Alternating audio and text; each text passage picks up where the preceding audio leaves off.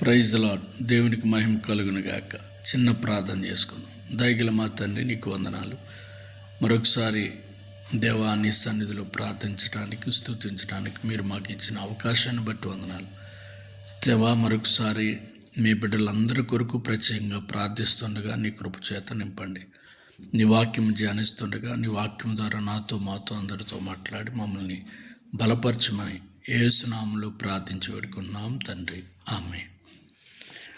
దేవుని పిల్లలారా, ఈరోజు దేవుని యొక్క వాక్యంలో ఒక చిన్న మాటను మీకు జ్ఞాపం చేయాలని, మరొకసారి ఆ మాటలు, ఆ వాక్యము అది మీ జీవితాల్లో ఆశీర్వాదంగా ఉండాలని ఆశిస్తున్నాను.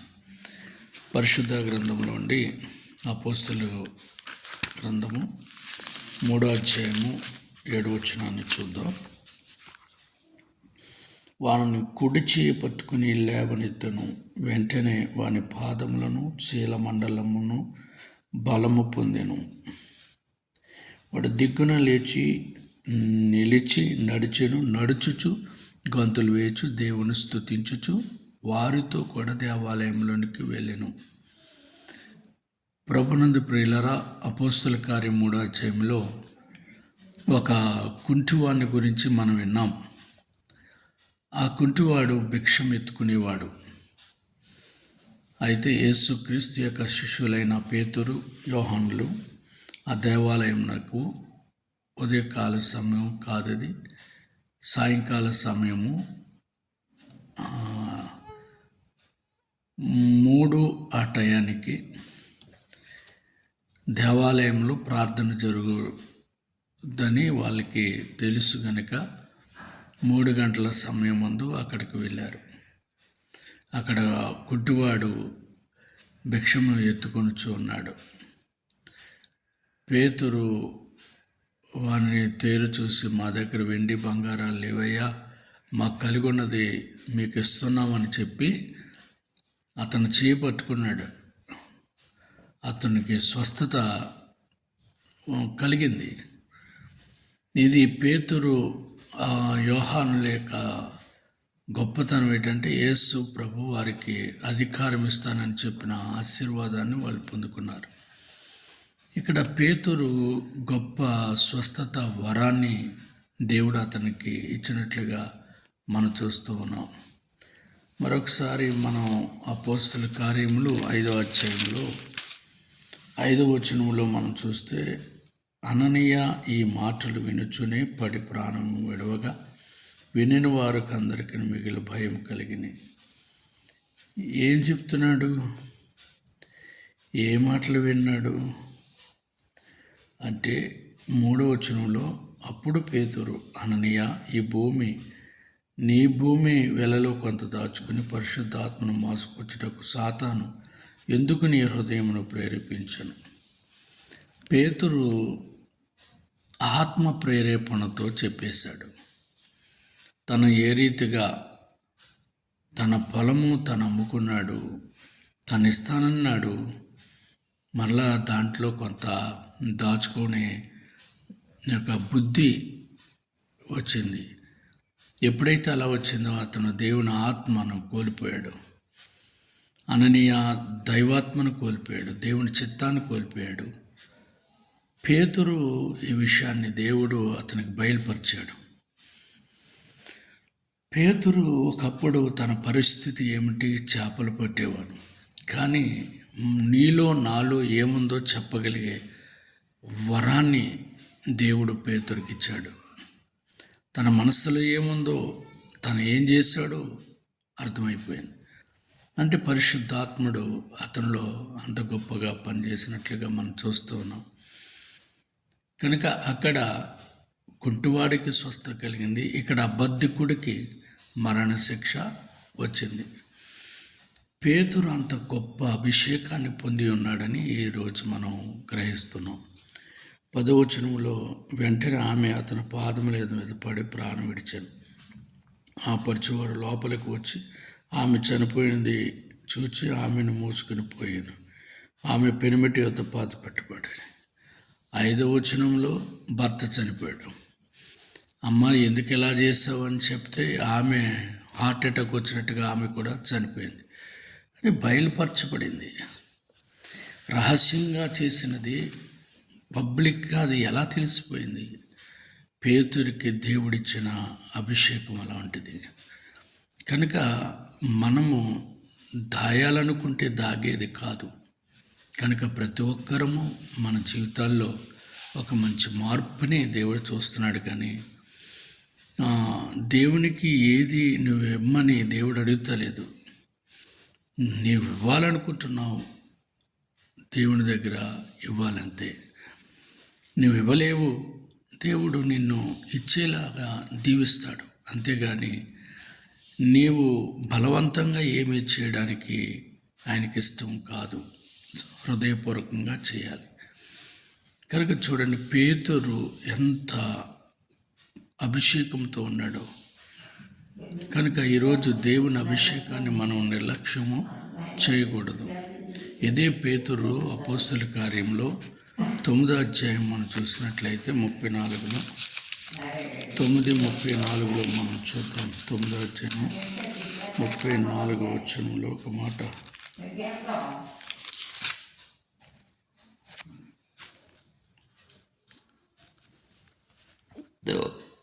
పేతురు, అయినయా, యేసుక్రీస్తు నిన్ను స్వస్థపరచుచున్నాడు, నీవు లేచి నీ పరుపు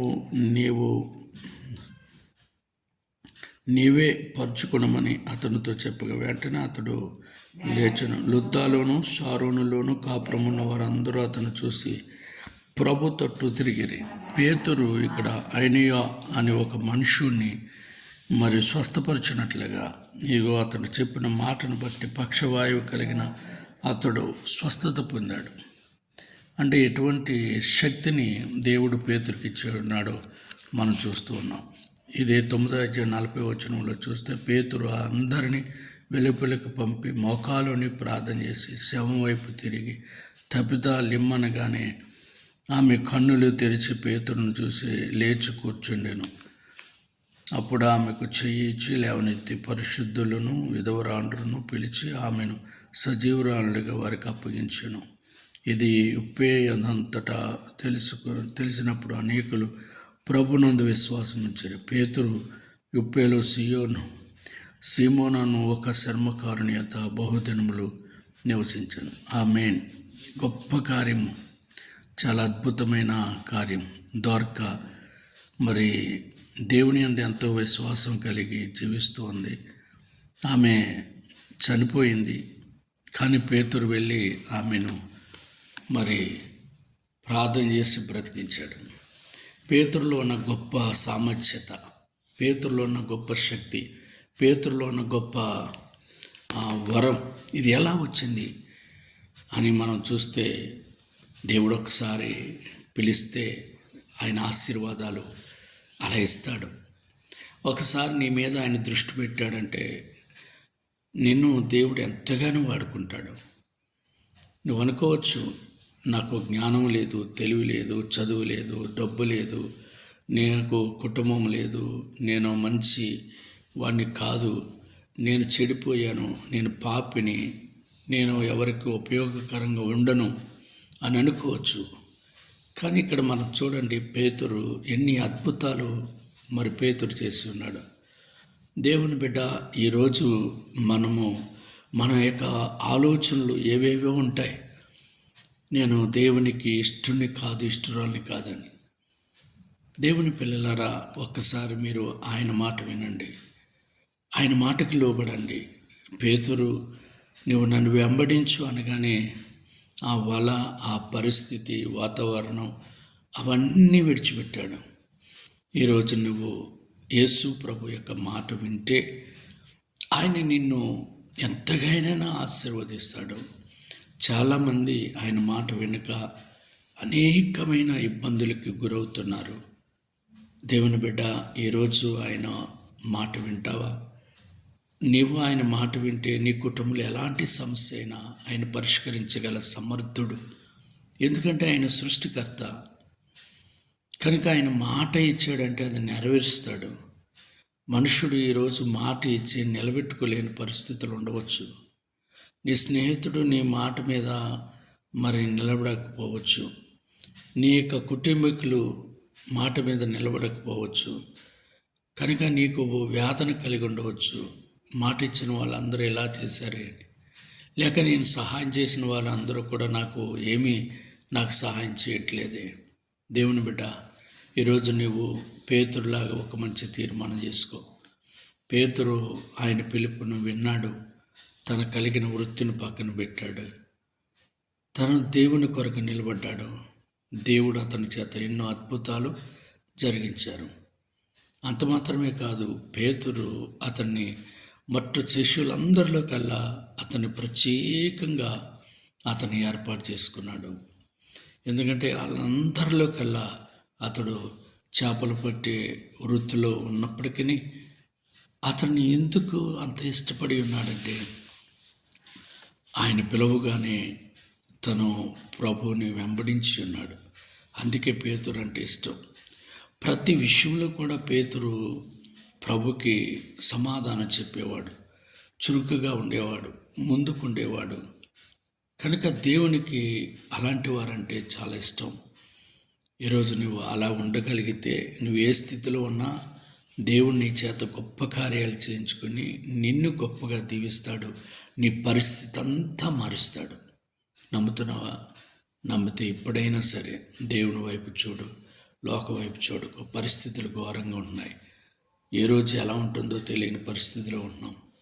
కనుక దేవుని వాక్యం మీద ఆధారపడి దేవుని చిత్తానికి లోబడితే ఎట్టి పరిస్థితులు వచ్చినా నువ్వు భయపడవలసిన పని లేదు. నీ కుటుంబంలో ఎన్ని సమస్యలు ఉన్నా ఆయన తీర్చగల సమర్థుడు. ఇప్పుడే ఆయన అద్భుతాలు చేయగలడు. కనుక మనం విశ్వసిద్దాం.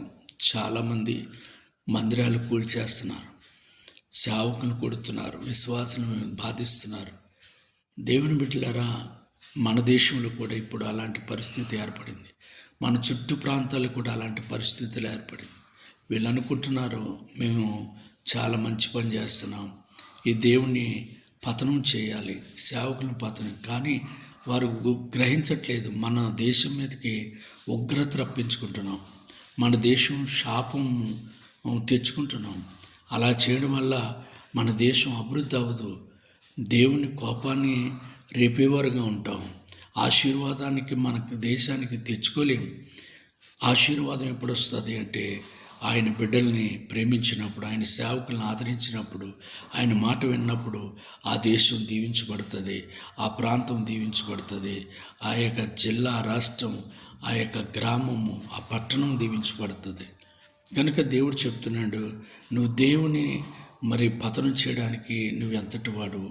మందిరాలని కోల్చినంత మాత్రాన, సేవకులను కొట్టినంత మాత్రాన, విశ్వాసాలను భయపెట్టినంత మాత్రాన దేవుని పని ఆపగలవా? ఆపలేవు. దానివలన నువ్వు అలా చేయడం వల్ల మన దేశానికి శాపం తీసుకుని వస్తున్నావు. మన దేశం ఆశీర్వాదాన్ని అడ్డుపడుతున్నారు. దేవునికి విరోధంగా లేవడం వల్ల మనమే నాశనం తెచ్చుకుంటున్నాం.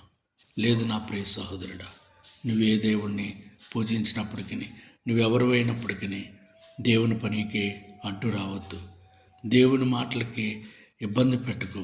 దేవుని మందిరాన్ని ఇబ్బంది పెట్టకండి, సేవకుల్ని ఇబ్బంది పెట్టకండి, విశ్వాసాలను ఇబ్బంది పెట్టకండి. దేవుణ్ణి ఘనపరచండి. ఆయన మన దేశాన్ని, మన కుటుంబాన్ని, మన ప్రాంతాలని దీవిస్తాడు. కనుక దేవునికి లోబడండి.